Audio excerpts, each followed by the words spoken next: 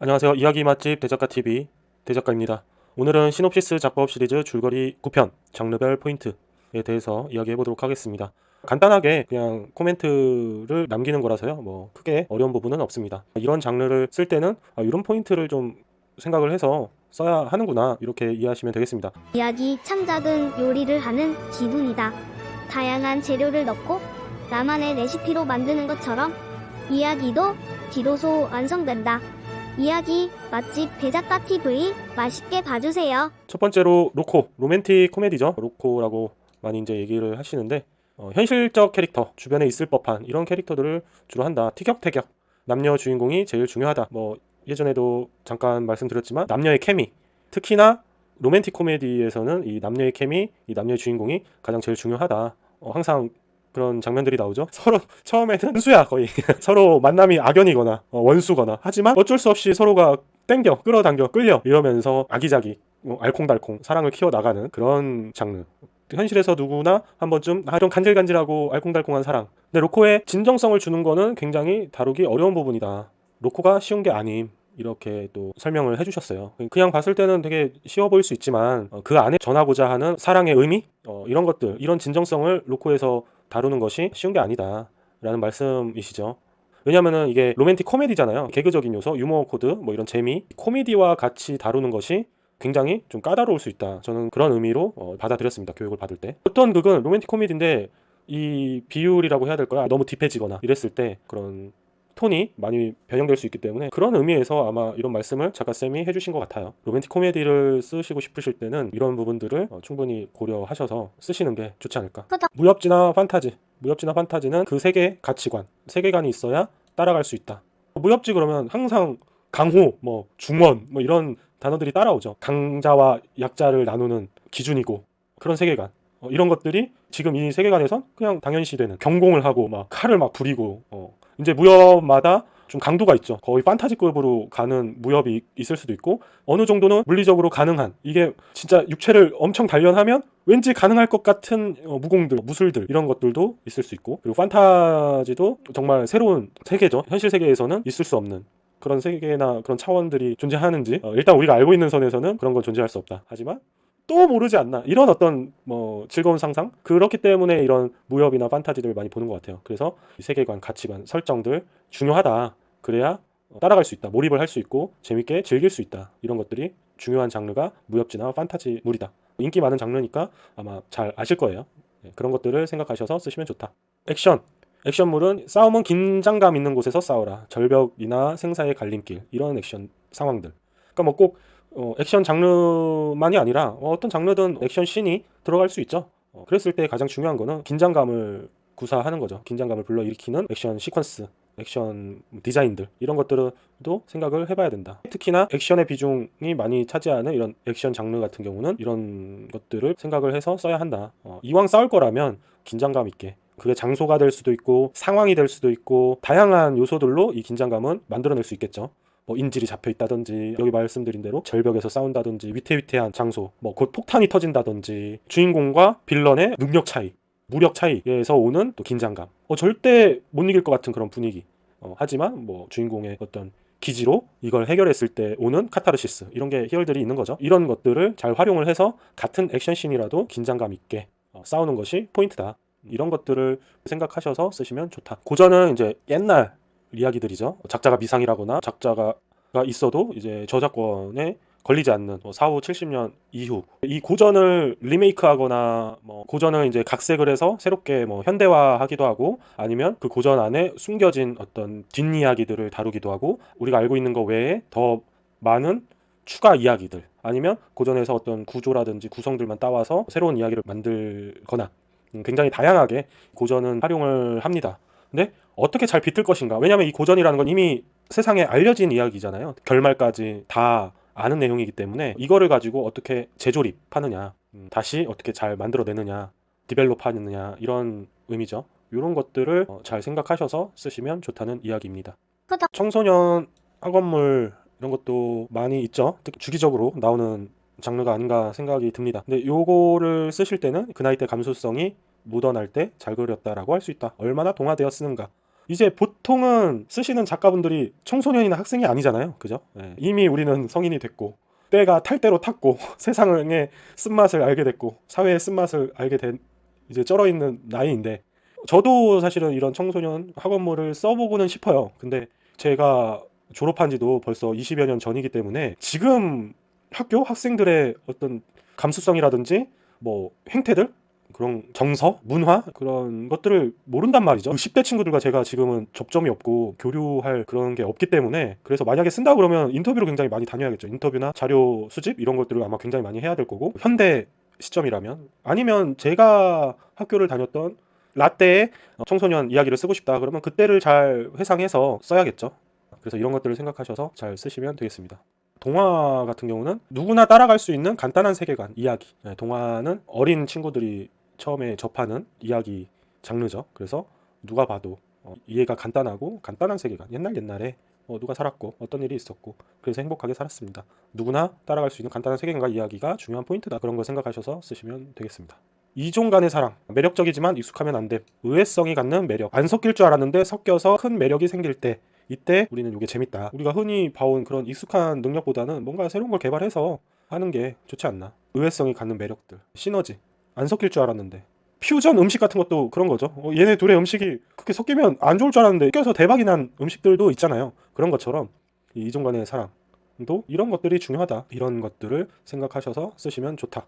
퓨전 사극은 역사 왜곡을 걱정해야 한다. 사실 퓨전 사극이라 하면 어느 정도는 그래도 보는 사람들이 이해를 하죠.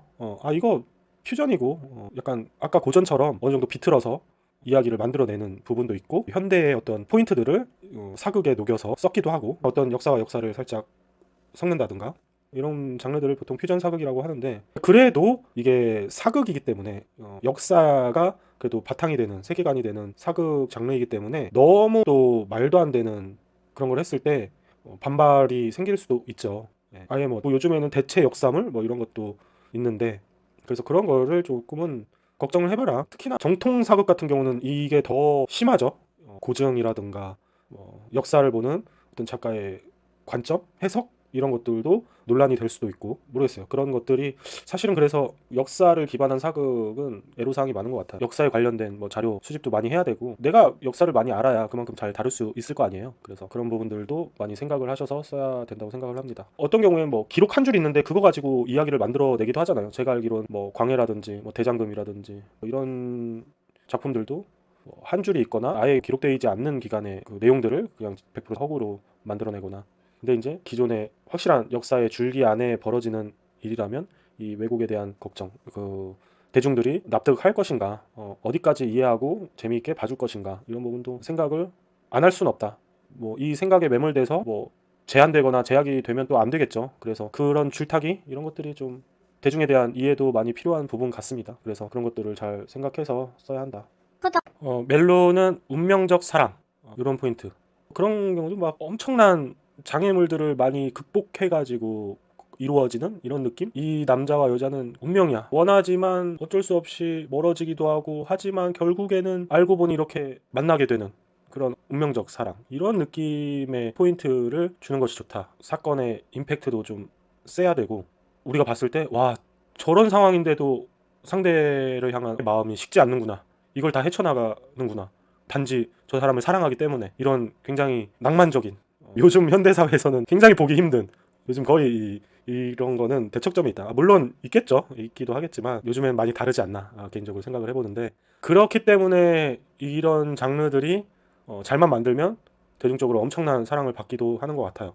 그런 갈망이 있으니까 저만 해도 그런 갈망이 있거든요. 근데 모르겠어요. 요즘 뭐 10대, 20대들에게는 어떻게 비춰질지 모르겠지만 이런 장르가 또 인기가 많이 죽기도 했죠. 과거에 비해 잘 만들어내기도 힘들고 또 이제는 이게 약간 현실성이 없는 느낌도 좀 들고 현실성 있게 진정성 있게 이렇게 운명적 사랑을 다루는 작품 많은 고민이 있는 장르라고 생각이 듭니다.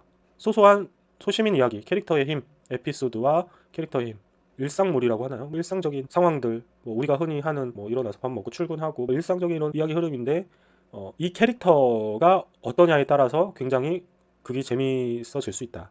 에피소드 같은 것도 크게 중요한 포인트 중에 하나다.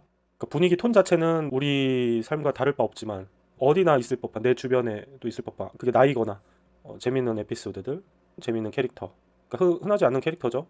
일상도 이 친구가 생활하면 묘한 다른 매력이 있는, 그래서 소소한 소시민 이야기들은 이런 포인트를 생각하셔서 쓰시면 좋다는 것 같습니다. 캐릭터 힘이란 게 꼭 특이하거나 희한해야 되는 것만이 아니라 따뜻할 수도 있고 재밌을 수도 있고 꼭 그렇죠. 이 캐릭터의 힘이란 건 캐릭터의 매력이 중요하다. SF 같은 경우에 SF 룰은 심플하고 눈에 보이게 해야 한다. 추상적이면 안 된다. 과학 법칙이 심플해야 이해하기가 쉽다. 엄청난 설정들을 디테일하게 갖는 SF 극들도 있죠. 근데 대중들은 대부분 그 뒤까지는 보지 못하죠. 그냥 표면적인 그 내용 안에서의 그런 SF적 상상들 이런 것들을 보기 때문에 SF 룰은 심플하고 눈에 보이게 하는 것이 대중들에게 어필하기 쉬운 포인트다. 과학 법칙이 심플해야 이해하기 쉽다. 딱 봐도 아 저래서 저렇게 되는 거구나. 심플하게. 여기에 엄청나게 디테일하게 설정하고 그랬을 때 대단한 작품이 될 수는 있겠지만 대중들이 이해하기는 어려울 수 있다. 왜냐면 대중들의 어떤 과학을 보는 시선, 과학을 이해하는 정도 이런 거에 따라 또 다를 수 있기 때문에 작품을 쓰시는 여러분들이 어떻게 하고 싶으냐에 따라서 굉장히 이거는 달라질 것 같아요. 굉장히 심도 있는 그런 SF 장르의 극을 쓰고 싶다. 그러면 디테일하게 파내려 갈 수도 있겠지만 아니면 간단하게 재밌게 대중적으로 오락성의 포인트를 둬서 만들고 싶다. 그러면은 이해하기 쉽게 쓰는 것이 좋다. 그런 것들을 생각을 해봐야 한다. 오피스물, 회사 일은 재미가 없다. 오피스물은 지망생에게 추천하지 않는다는 의미 같음. 그러니까 요 뒤에 내용은 이제 제 개인적인 생각이죠. 그러니까 회사 일은 재미가 없다. 근데 오피스물 중에도 뜬 경우가 있죠. 오피스물을 어떻게 스토리텔링 하느냐는 작가의 역량인 것 같아요. 작가가 그만큼 회사 생활이나 회사의 군상들을 잘 이해하고 경험하고 알고 있다면 재미있게 써볼 수도 있죠. 보통은 우리가 또 다 회사를 다니기 때문에 웬만큼 재밌게 스토리텔링 하지 않는 이상 재미가 없을 수 있다. 그런 의미에서 오피스물은 지망생에게 추천하지 않는다는 의미 같아요. 좀 불리하다고 해야 될까? 조조소 많이 말씀들 하시는데 조조소는 조금 다른 것 같아요. 저는 좀 다른 의미의 작품이라고 생각을 하고 다른 영상에 댓글로 제가 남긴 적이 있는데 이런 것들을 생각하셔서 쓰시면 됩니다. 작가쌤이 이제 장르마다 알려주신 포인트들을 간단하게 말씀드렸고요. 장르마다 또 제 개인적인 생각도 간단하게 덧붙여서 말씀을 드렸습니다. 여기에 해당되는 장르를 쓰실 때 이런 포인트들을 잘 생각하셔서 쓰시면 좋을 것 같습니다. 이 외에도 다양한 장르가 있겠죠. 여기서는 나오지 않은 장르들도 너무 많은데 그런 장르들도 포인트들이 충분히 있으니까 참고하시면 좋을 것 같습니다. 자, 다음 시간에는 기초 작법을 마치며 드디어 4년간 포기하지 않고 여기까지 왔습니다. 그동안 시청해주셔서 너무 감사하고요. 이런 얘기들은 다음 시간에 기초 작법을 마치면서 느낀 감정이라든가 추가로 말씀드려야 될 부분들 이런 것들 있으면 다 정리해서 좀 남기고 싶습니다. 그리고 이 영상은 구독자분들이 시청을 해주셨으면 좋겠어요. 그동안 꾸준히 봐오셨던 시청자분들이라면 구독자분들이라면 이 영상만큼은 마지막으로 시청을 해주셨으면 좋겠습니다. 그동안 시청해주셔서 감사하고요. 다음 영상에서 뵐게요. 어릴 때부터 상상하는 걸 좋아했어요.